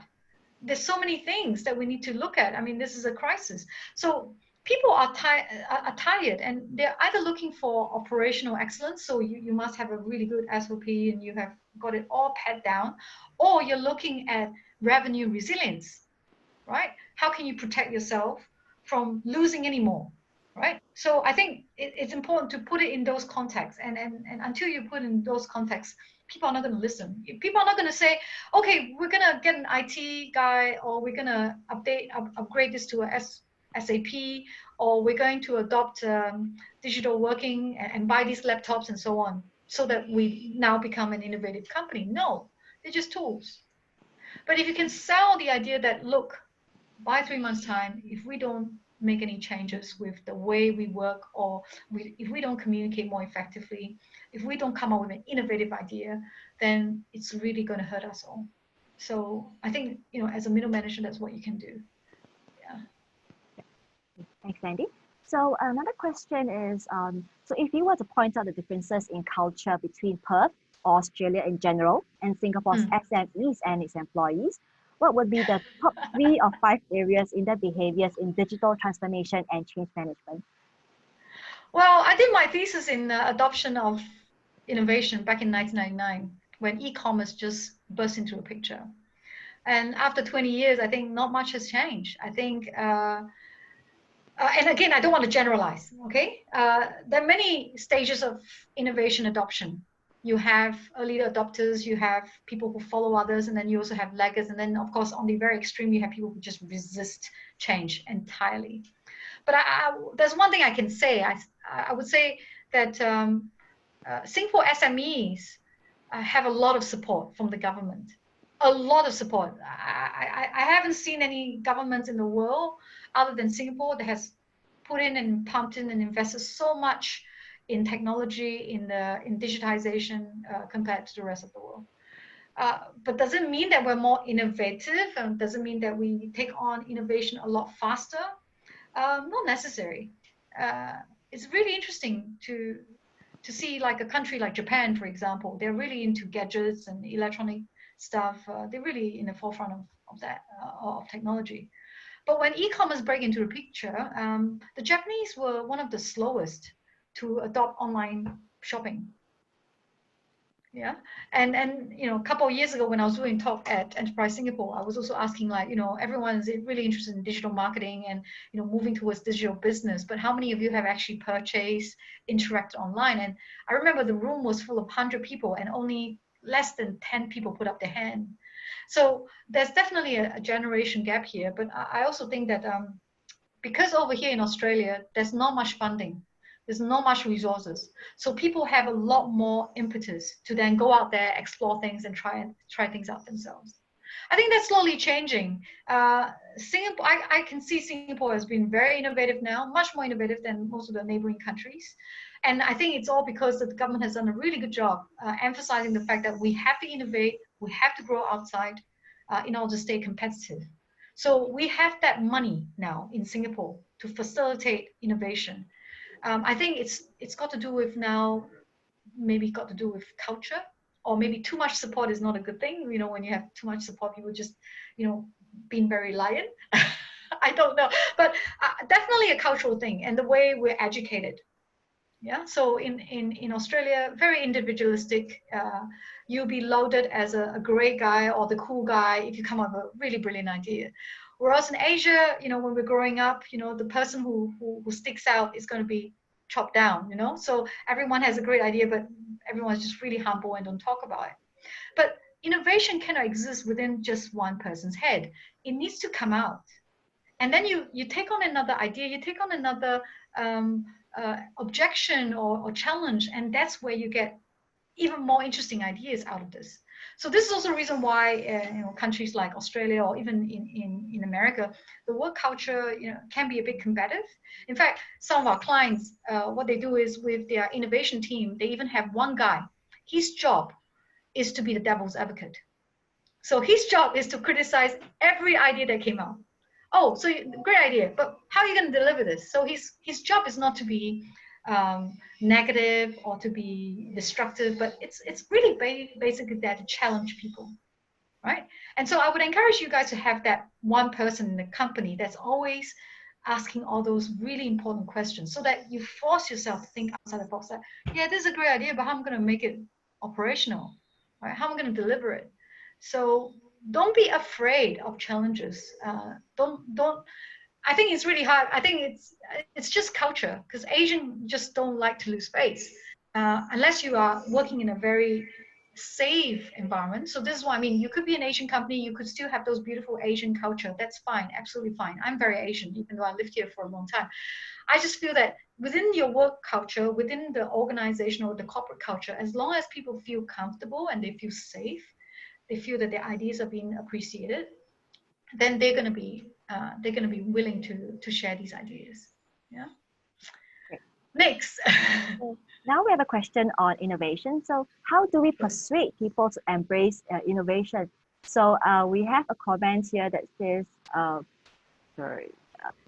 because usually there are few who are very proactive and the rest just stay silent. So are they just not interested, have no idea, or are they just trying to play safe?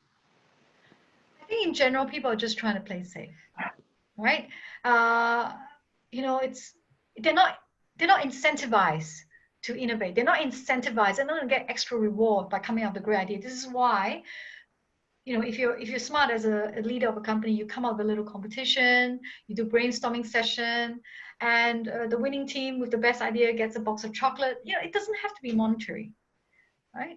And of course, you know, in order to get those people out of their shell, you know, if they don't want to, they don't talk a lot or they are passive, then the best thing to do is during meeting, just ask them, right? Some people will get surprised, like, you know, in my workshop, everyone has to talk, right? Even the most shyest person. And you try not to do it in a way that embarrasses them. You do it in a way that encourages them to speak their mind. And you'll be very surprised. I'm an introvert, actually. A lot of introvert people in the company, people who are quiet, they're actually thinkers. If you give them a platform to talk, it's actually quite amazing what they have in their mind. So, you know, it's very common, like when you're in a brainstorming session, people from the marketing or sales, you know, they tend to have more vivacious character. They tend to dominate, which is great. But you don't want that all the time, because otherwise you're in a sound chamber. You keep getting the same ideas, and each idea just kind of validate each other. You don't want that. So what you want is you wanted to draw people out from the most unlikely circumstances or most unlikely background, right?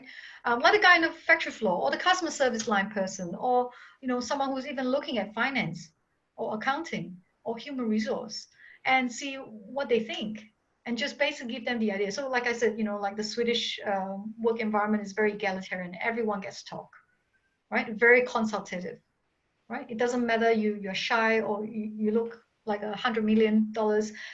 You know, tell me, what do you think, and what ideas do you have? And I find that it's actually quite hard sometimes when I lecture or I give training in Asia. It takes a while for people to feel comfortable to warm up. But once they warm up to you, and once they feel like they're not going to be judged, some of them come up with some of the best ideas. Yeah, some of the best ideas. So you just got to give people that confidence. Yeah, as a leader, that's your job. Yeah. Next question. Okay, so now the economy is a little gloomy and the road is uncertain. So this attendee is asking, how flexible should my company's strategy be then? Very flexible. You have to be very flexible. You got to be very agile. You got to chop and change very quickly. And like I said, as long as you communicate these on a regular basis, so you got to have one person working very close to you. Every time when there is a change, make sure that person asks you how this is going to impact everybody else and if they're comfortable in announcing this. So the less uncertainty people get, the less rumors you're going to get within the industry, the less that's going to get, more trust is going to be given to you. So you need to be able to act really fast. But in order to act really fast, you don't want to be seen as flippant, right? But you also want to be seen as someone who's extremely flexible, someone who's very agile. So the key here is communication. I mean, just look at Apple, just look at Microsoft.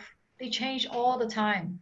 And if you work in Silicon Valley, things change by lunchtime. So that's fine, that's okay, but you just have to communicate effectively. That's all. Okay, so now we have a question on burnout. So some leaders are using the crisis as an opportunity to push their employees. So as owners, we're answerable to our shareholders. So how do you strike a balance in communicating effectively so you get results, but you don't cause fatigue in over communicating or being over pushy? Yeah, so as I mentioned before, you need to strike the balance. Yeah, you need to communicate on a regular basis, but your tone, it's the tone that you use. You need to create a bit of urgency. So do tell them that this is important to us.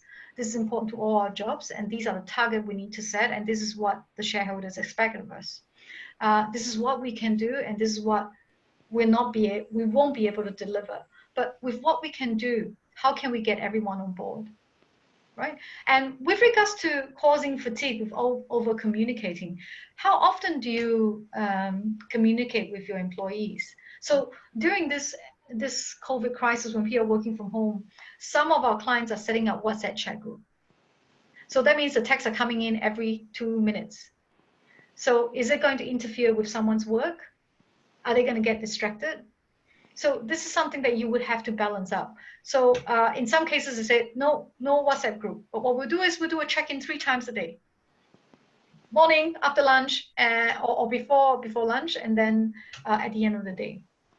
So that there is no room for misunderstanding. It's easier when you're in the office, you can pick up a lot of things. But when you're in a work from home situation, sometimes people switch off their video because they're embarrassed about their background, or their kids or their pets and their grandparents are walking in the background. It doesn't mean that they're not engaged. It's just that they don't want to. And because you shut out the video, you can't see people's facial expression. And to be honest, people get zoomed out. I'm not kidding you. People do get zoomed out because our brain has to work extra hard processing all these micro expression on the face in order to figure out, oh, can I trust this guy? Or does this person understand what I'm saying? Versus, when you're in a room, you can pick all that out naturally. So this is also a reason why after a whole day of working online, people feel really exhausted and drained. So you've got to be aware of these. So working digitally is not as easy as what people think. It has a lot of perks, but you've got to be able to manage it, and you've got to recognize the psychological impact on people. Yeah. Okay. Any other questions? We have a question on trust. So the economy is not too good now. So employees feel that the job is not secure. So the trust between leaders, staff, and the entire organization may be a little shaky. So what can we do as bosses when we don't even know what's going to happen? Okay, so there's a lot of uncertainty, right? So what you can do is you deal with what you can do. Deal with what you know. And what do you know? Go out there, read some news, and I'm not just talking about tabloids or any kind of like news you get on CNN. It changes every 5 minutes.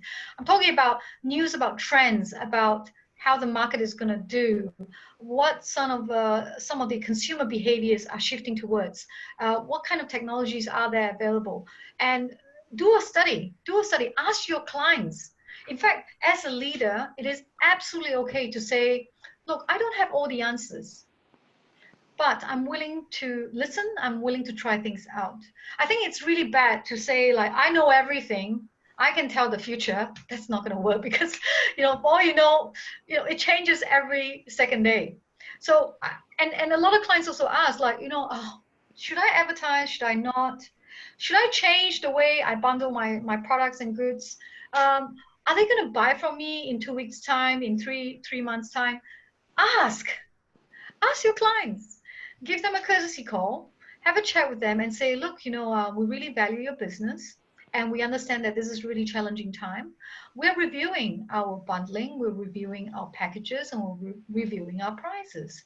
Any sort of feedback would really help us in helping you. So just be absolutely upfront and normal, upfront and open. Yeah. And I think it's absolutely okay to then say, like, what is it that you would like to see? Right? Obviously, you can't do it for free, but you can tell them, how can I ease your financial burden a little bit? Right? How can because it's we're all in this together. Everyone is affected by this. Yeah. So if everyone can take a bit of concession, then we can all stay in this ecosystem, and then we could all stay afloat. I think what you don't want is this hoarding kind of behavior, where I'm getting all the support from the government, but I'm not passing it down to my value chain. I'm not passing it down to my employees. Then you're going to have a problem. So I think be upfront. When you don't know, ask the question, ask your employees what you think. Remember those champions within your firm, those people who are crazy about customer service or crazy about, winning clients. Talk to them, have a chat with them. And in many cases, when you know that things are going to change really fast and there's a lot of uncertainty, then in your announcement, when you talk to your employees in the beginning of the day, just make it really upfront. Like what I tell my employees, say, look, this is what's going to happen. Some of our clients can't pay because their clients are delaying payment. What can we do to help them? Right? What do you think we can do to shift the costing of our business? What can we do to get new business? So again, people tend to panic when they don't have enough information. But if you can shift these panic into opportunities, so say, look, you know what? People are not doing consultancy project now, but lots of them are engaging in capacity building and training and so on. What is the latest thing that people need in terms of training? So then we come up with these brilliant ideas, and then we kind of package it, and then we started putting it out there. And the next thing you know, clients come to you and say, look, this is exactly what we need. So being very sensitive, being empathetic is really important. And these are just, empathetic skills are not just skills that or qualities that women have. Men has it too. Yeah. So you can go out there and ask your clients, where are their pain points and how can you help them? A lot of companies claim that they care about their clients. They're big on customer service, but they're really not. So this is a real litmus test. If you really care about your customers, go out there and find out. So I think previously there was a webinar, and this guy, he sells spa products. And he said, you know what, this is a really bad time to go and talk to hotels, because, hotels are stressed themselves. But I know for a fact, right? Say, for example, over here, we work very closely with Duxton Hotel in Perth, and they were saying, the hotels are desperate for content. People can't come to stay in a hotel, or they're not feeling comfortable, but they have all these old clients who used to come to the hotel to go to their lounge club, they go to their spas. So if you're a spa equipment company, or if you're a spa service company, what's that to say that you can't approach a hotel and say, hey, can we put out some video content or some sort of, not just promotion, but just basically information to help you how to stay safe and healthy at home, right? And when all these is over, they can come back, and then they can continue to keep their health, on the peak condition. So health is a big thing. Digital is another big thing. And then, of course, during this time, a lot of people want to get entertained. So there are all kinds of trends, all kinds of information about the information consumption during this time. Go there and have a look at it. And maybe if you like, sign up for our newsletter in the future when I come up with some of these webinars on digital marketing or digitization or the trends for the next new norm. You're welcome to attend. and more than happy to share all those behaviors and new preferences with all of you. And hopefully that can also help you educate what kind of strategy you can go out there to collaborate and form with your supply chain partners. Yeah. Thank you, Sandy. So we have a question from Dennis. So what are the key qualities of an agile leader? The key qualities of agile leader. Well, I think you've got to be humble. You've got to be humble enough to know that you don't know everything. And number two, you've got to be very strategic. Yeah, you can't just, it's not possible to think strategic if you're constantly micromanaging. If you're constantly worrying about what's this, how do I fix this and how do I, no, your job as an agile leader is to think, how can we get out of this alive in 6 months' time? Where do I want to see myself? Can I reposition myself? And where are the new customers that I have yet tapped into, right? And of course, someone who is agile is also someone who is extremely good at time management. So, where do you spend most of your time doing? And again, it's like a mouse in a little treadmill. You can't do the important things if you're constantly doing the urgent things. And because you keep doing the urgent things, you're not thinking strategically. So again, it all goes back to calming your mind down and reading the information that's going to be useful for you. Don't just read junk and, TikTok and Instagram and all that is great. But again, it's a lot of time waster. So, and also don't forget to collaborate with people in the industry. Like the SCCI is a great example. Right? It's basically an organization with a network of business owners, business leaders like yourself. So you might want to learn from each other because, say, for example, you're worried about learning from people in your industry, right? It's really competitive. Then you never know what kind of ideas you can learn from people from a separate, different industry. So that sharing of ideas, that pooling of resources is really good with what SCCI is trying to do. Thank you. All right, now we have last two questions on working from home. So now that more staff are working from home, how do we make the introvert personnel to speak up during the regular catch-ups? Yeah, so that's what I mean. Like, the way I would start a meeting would be, today we'll start the session with this particular challenge that we have. And I'm not kidding you, but everyone is going to talk. So that's going to wake everyone up, right? There's no passive spectator in this room, and I really value all your thoughts and your feedback. And basically go one by one and say, this is the thing. What do you think? And don't give up just because the person is in silence, right? It may be uncomfortable in the beginning, but just say, look, well, you might want to think about that, but I will definitely come back to you. Please, give us your thought. Don't worry about it. There's no right or wrong answer. Just let us know what you've observed and what ideas you have, and then you move on. And then if you have to do a breakout room, you can. So maybe put them in groups where they feel more comfortable with peers, not from their own department, so they don't have to feel like they're losing face if they are a senior person in the department. And then that's where you can get this really nice cross-disciplinary, cross-team, cross-departmental, cross-pollination of ideas and collaboration. Fantastic. All right, now we've come to the last question of the session. So Sure. Overall, staff productivity performances are increased during working from home, but the boss is apparently still not satisfied and not happy. So how should we handle this situation? So as a boss, going back to the question where people are thinking that some bosses are using this crisis as an opportunity to squeeze everything out of people. Well, it's not going to last.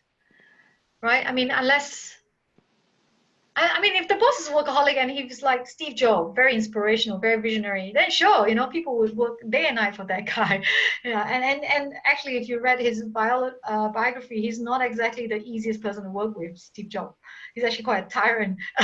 So I would say, yes, it's important to inspire your employees, but you've got to also understand that this is an unprecedented time.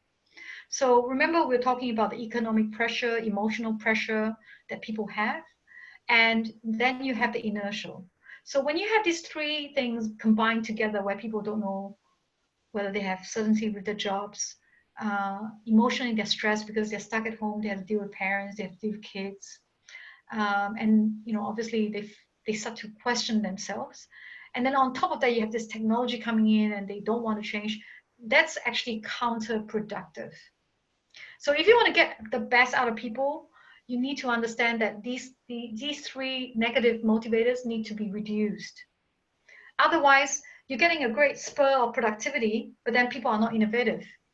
If we're all innovative, then there won't be factories, right? So there are people who will do certain things in the factory to come out with products that are consistent and of good quality. But you also need every now and then, a thinker like Elon Musk or Steve Jobs, so that you can come up with breakthrough ideas, groundbreaking ideas. And so we're not talking about how do we come up with the best product here. We are now saying, how can we not be disrupted? How can we be innovative? Right? So again, if you want people to be innovative, remember they need to have psychological safety, right? If they don't have the psychological safety, they are just doing anything desperately just to stay alive. They can't be creative. They can't be innovative. So you got to ask your boss, do you want us to be a good solution provider, or do you just want us to be someone who churns out stuff? If someone sits in a place long enough, they can churn out everything. They can churn out a lot of things, but are they of good value? So, quality versus quantity is another thing. Yeah. And I would say if you're a middle management, then the onus is on you to communicate these impact to your bosses and say, look, this is what we do. We've increased our productivity, right? But to get out of this crisis and to move towards recovery, or maybe get a new market, expand our revenue, we really need to think outside the box. And this kind of work ethic is not going to work. And then there are tons of studies out there that will show you it's not going to work. And I'm pretty sure he will feel that too. So it depends. Some bosses might listen, some bosses might not. And then you have to ask yourself, why are you serving a boss that's not listening to you? so yeah.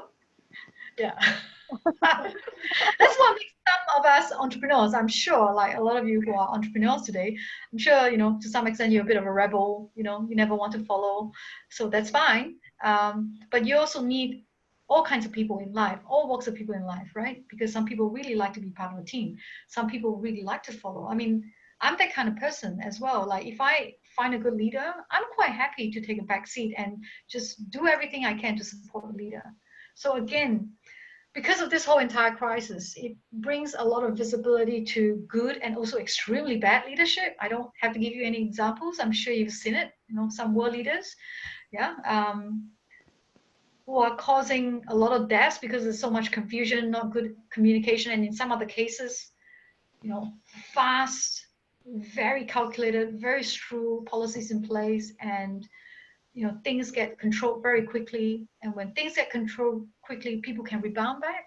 So, this whole entire crisis is bringing forth, the good and the bad leadership out there in the world. And so you can choose. You can choose to be a good leader, or you can choose to be a lousy one. It's up to you. But if you want to survive, then you have to at least try to grasp some of the good qualities out there. Yeah. Word from wisdom, indeed, Sandy. You have to make a choice. Yeah, you have to make a choice. Yeah. Sometimes it's too hard to wait for the right leader to come through. So be one yourself. That's right. Yeah, and a lot of times it's about trial and error. That's the thing about leader. You're not supposed to be this person who has all the answers and do everything perfect and right. Yeah. So you just have to go out there, put your neck out, step up and do it. Just do it. Like what Nike says. Just do it. Okay. Well, I hope everyone enjoyed the session today. And if you have any question, please feel free to give us a feedback. And I really appreciate you guys to fill in that Survey Monkey so that we know what we do. And if you don't mind, do you mind if I share that final slide again, so that people can scan that? Fantastic. And thank you so much for the opportunity as well. We've got some really good questions today. Really enjoy the session and the interactiveness. And so everyone stay safe, good luck, and stay in touch. Thank you, Sandy. Okay, so we've covered all the questions in the Q&A. So if you have any further questions, feel free to contact Sandy directly. Her info is on the screen now, or you can always forward your queries to SCCCI and we will let Sandy know. Okay, a big thank you to Sandy for your insightful analysis and valuable sharing. We hope that everyone has been inspired and gained new knowledge for the next future. So before we end the session, a quick announcement that SCCI is offering a special discount for new members sign up before 21st September.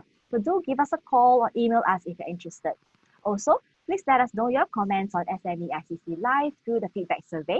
You can scan the QR code on the screen now or follow the redirect link after you close the session.